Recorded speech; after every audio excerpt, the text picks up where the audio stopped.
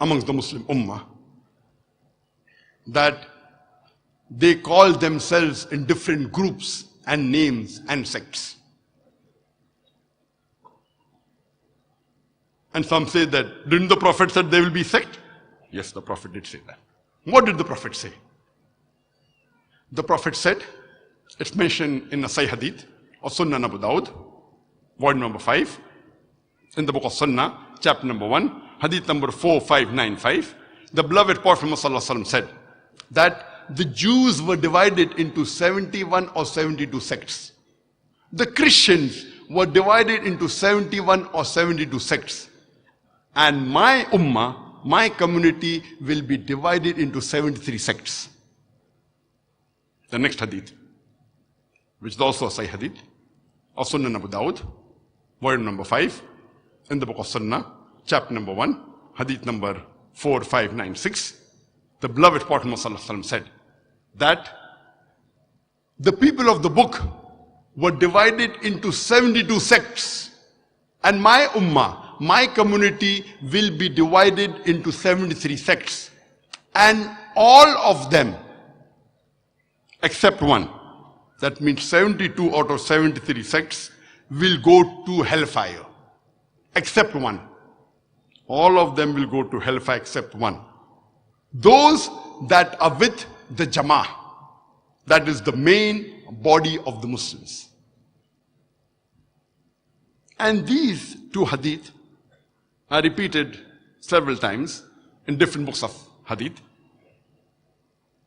It's also mentioned in the Sahih hadith of Jama'Ah al-Tirmidhi, volume number 5, in the book of faith, chapter number 18, hadith number 2640, where the beloved Prophet Muhammad said that the Jews were divided into 71 or 72 sects. The Christians were divided in a similar way. But my community, my ummah, will be divided into 73 sects, would be divided into 73 sects.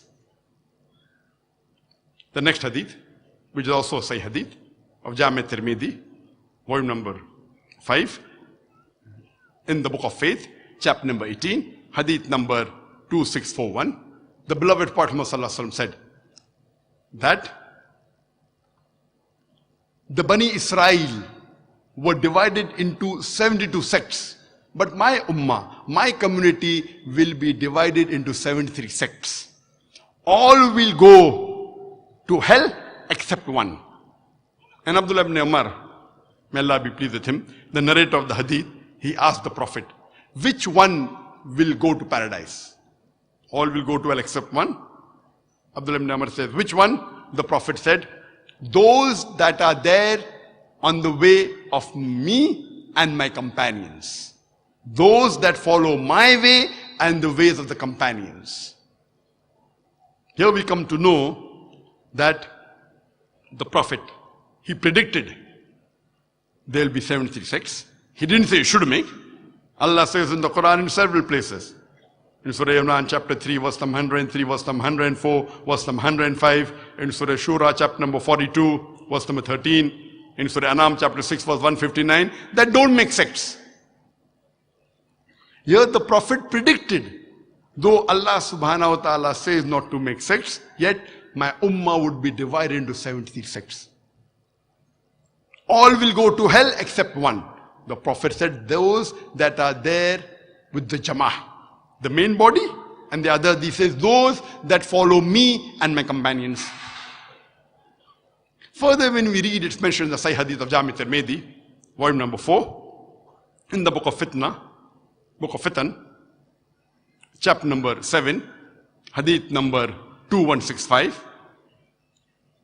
Abdullah ibn Umar, may Allah be pleased with him, he narrates Hadith and says that Umar, may Allah be pleased with him, while giving a khutbah, while giving a speech, he said that I am amongst you as the Prophet was amongst us. And he said that stick to me and my companions, and those that come after that, and those that come after that. That means the Prophet said, stick to my companions, the Sahabas. Then the next generation, that's the Tabain. Then the next generations, the Tabi Tabain. The Prophet said, you have to hold fast to the rope of Allah and the Sahih Hadith. After the Sahih Hadith, stick to my companions. Then the next generation, then the next generation.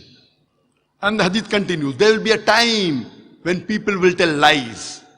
And a person will even lie when he is not even asked for an oath. People will give testimony when they are not asked for testimony. And the Hadith continues. That when a man is with a woman alone, the shaitan is the partner. And the Hadith continues. If a man is alone, there are chances that the shaitan is with him. But if there are two, the shaitan is further away. Therefore, if you want to enter paradise, stick with the Jama'ah. This Hadith also emphasizes that if you want to go to paradise, stick with the Jama'ah. The next Hadith, which is also a Sahih Hadith of Jama'ah Tirmidhi, volume number 4, in the book of Fitan, chapter number 7, Hadith number 2166. The Prophet ﷺ said that Allah's hand is on the Jama'ah.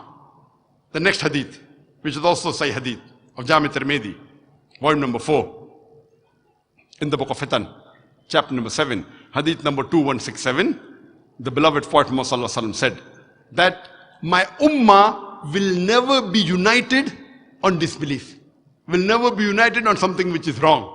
And the hand of Allah is on the Jama'ah. That means it is compulsory that we Muslims should hold to the rope of Allah strongly. That is the glorious Quran and the authentic Hadith. And we should not be divided. We should not make sects. Making sects in the religion of Islam, making divisions in the religion of Islam is prohibited. And we have many scholars who have guided us. We have many imams, aimmas who have guided us. And all of them told us to come close to Quran and Sunnah. And the four famous aimma, Abu Hanifa, may Allah have mercy on him. We have Imam Malik, may Allah have mercy on him. Imam Shafi, may Allah have mercy on him. And Imam Ahmad ibn Hanbal, may Allah have mercy on him. All these four aimmas, they were great scholars. And all of them told to follow Quran and Sunnah. When you read the book of Shaykh Nasiruddin Albani, in the book, The Prophet Prayers Described, he writes on page number 5 in it and gives references. That Imam Abu Hanifa, may Allah have mercy on him, he said that when you find a hadith which is sahih, that is my madhab. When you find a hadith which is sahih, that is my madhab. Imam Abu Hanifa, may Allah have mercy on him, he also said that when you find any of my opinion and you find that my opinion is against what is mentioned in the book of Allah or the authentic hadith of Prophet Muhammad sallallahu alaihi wasallam, ignore my opinion. When we read the teachings of Imam Malik, may Allah have mercy on him, he said that I am a mortal. I am a human being. I make mistakes sometimes. I am correct sometimes. When you find any of my opinion, you check it up. If it matches with the sayings of Allah and the Messenger, it is correct. If it disagrees with the words of Allah and the sayings of the Messenger, you ignore my opinion. Imam Malik, may Allah have mercy on him, he also said that the opinions of Imam Abu Hanifa, of Imam Shafi, and my opinion, I believe all these opinions are equal. But the truth is what has been said by Allah his messenger, and the companions. That means he believes that all these opinions are equal, but we have to check it up with Allah and the hadith of Muhammad sallallahu alaihi wasallam and the sayings of the companions, and then decide which is correct. And if you read the teaching of Imam Shafi'i, may Allah have mercy on him, amongst all, history tells us that his followers of Imam Shafi'i, they were the strongest in following the teachings of Imam Shafi'i. And Imam Shafi'i, may Allah have mercy on him, he said that when you find a hadith which is sahih, that is my madhab. He said, the sayings of the Prophet reach some people, it does not reach some people. Whenever you find any of my opinion, check it up, whether it matches with the opinion of the sayings of the Prophet. And if the Prophet's saying differs with my opinion, ignore my opinion. Imam Shafi'i, may Allah have mercy on him, he said several statements which meant the same. And he said that if you find my opinion which is contrary to the book of Allah and the sayings of the messenger, ignore my opinion. And he said that it is the duty of every Muslim that he should follow the messenger. And if he does not follow the sayings of the Prophet, he is in the wrong. The same was said by Imam Ahmad ibn Hanbal. May Allah have mercy on him. He said that if you find any of my opinion which is contrary to what Allah says in his book or what the messenger has said, ignore my opinion.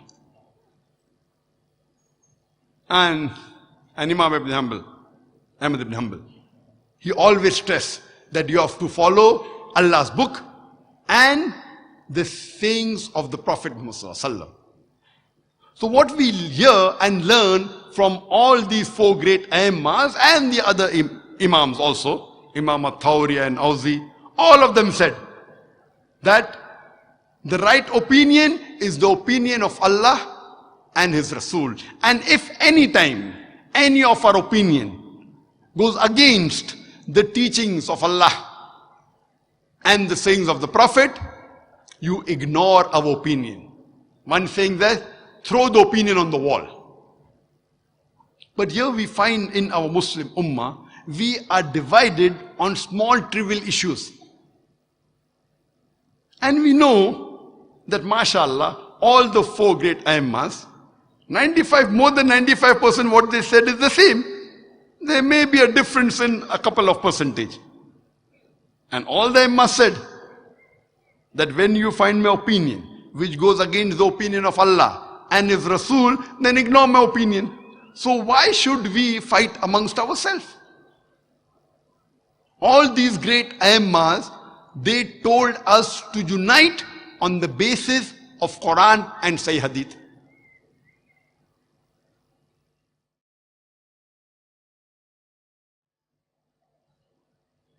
Let me give you one more example. The Hadith of Prophet ﷺ, that when you go for sajda, do not do what the camel does. So one group of Muslims believe that when they go into sajda, they put their knees first on the ground and then they put their hands. Another group of Muslims